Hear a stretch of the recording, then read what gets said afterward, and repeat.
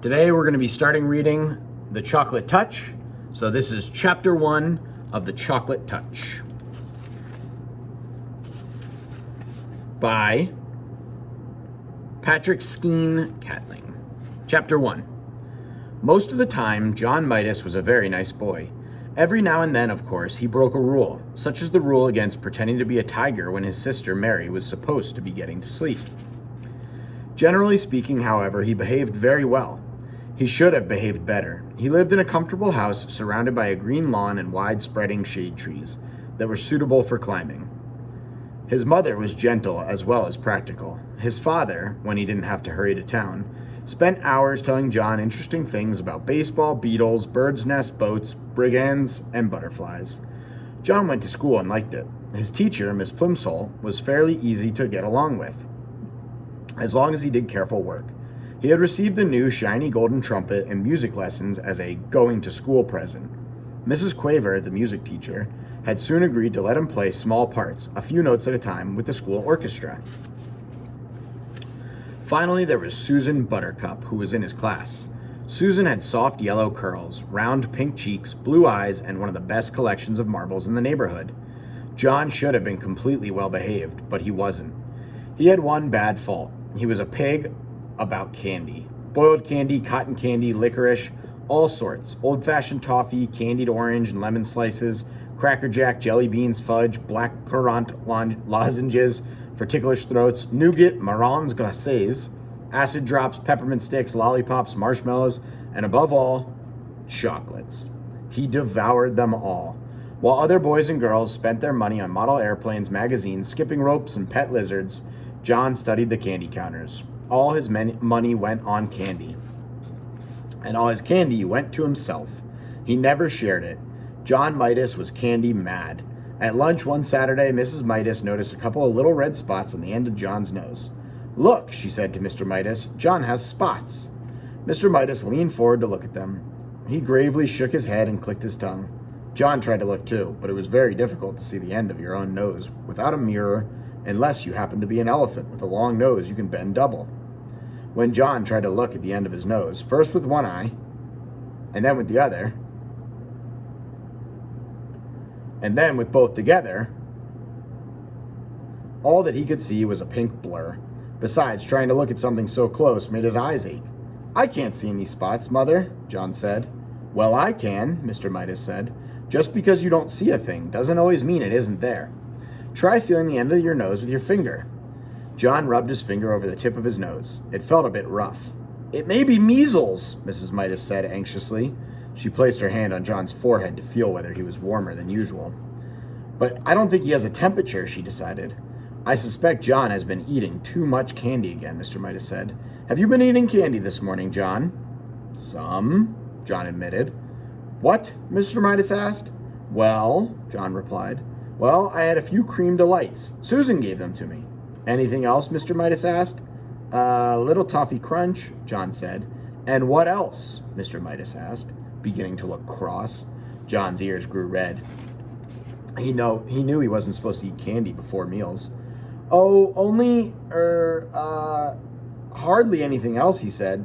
"John," Mr. Midas said, and his son recognized the tone. It meant that John had to tell everything. It turned out that John had been around to see most of his friends and had managed to get candy from nearly all of them. The list he recited was a long one. "No wonder you have spots," Mr. Midas commented at last. "I think we'd better take John to see Dr. Cranium," he said to Mrs. Midas. Dr. Cranium was a tall, thin man with a bald head and a gray mustache. He looked through his glasses at John and said, "He eats a lot of candy," Mr. Midas said. "He hasn't been eating his meals properly," Mrs. Midas said. "That's just what I thought," Dr. Cranium said.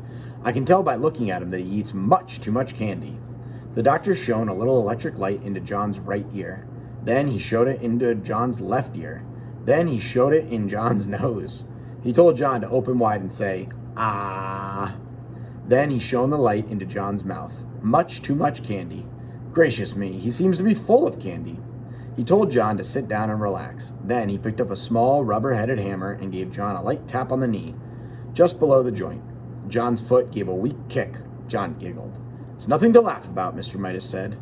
"No, John," the doctor reproved him. reproved him. A healthy little boy who didn't eat too much candy would kick harder than that.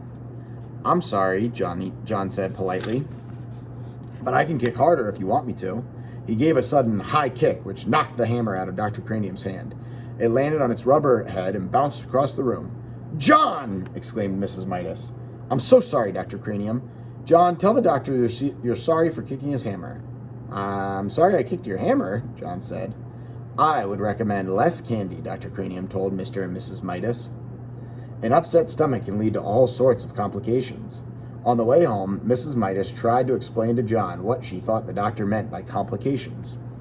You see, she said, if you put too much of one kind of food in your stomach and not enough of other kinds, it is bad for your whole body, because different parts of your body need different kinds of food. Do you understand? I think so, John said.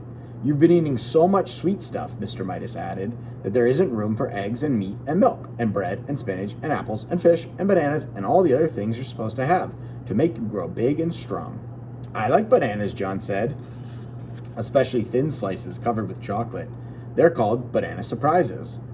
Mr. Midas looked at Mrs. Midas, and Mrs. Midas looked at Mr. Midas.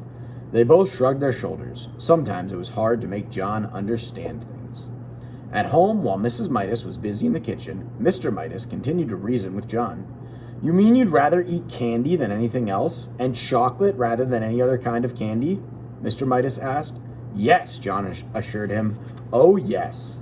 Don't you think there's such a thing as enough? Mr. Midas persisted. Don't you think that things are best in their places? I mean, don't you think there's a time for spaghetti and a time for roast beef and even a time for pickled herring and garlic toast as well as a time for chocolate?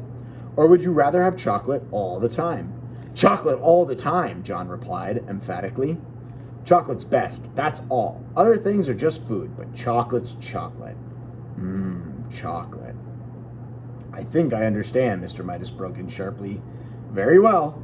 He took a deep breath and went on. John, he said, if you can't understand what sort of diet is really best for you, can't you at least get it into your head that you make your mother very unhappy when you eat so much candy that you can't eat anything else? The conversation always seemed to get around to the effect of John's candy eating on John's mother. John couldn't see how it could possibly do her any harm if he ate candy. He sat silent for a moment. Then he said, May I go out and play, please, Daddy? And that is where we're going to stop for right now.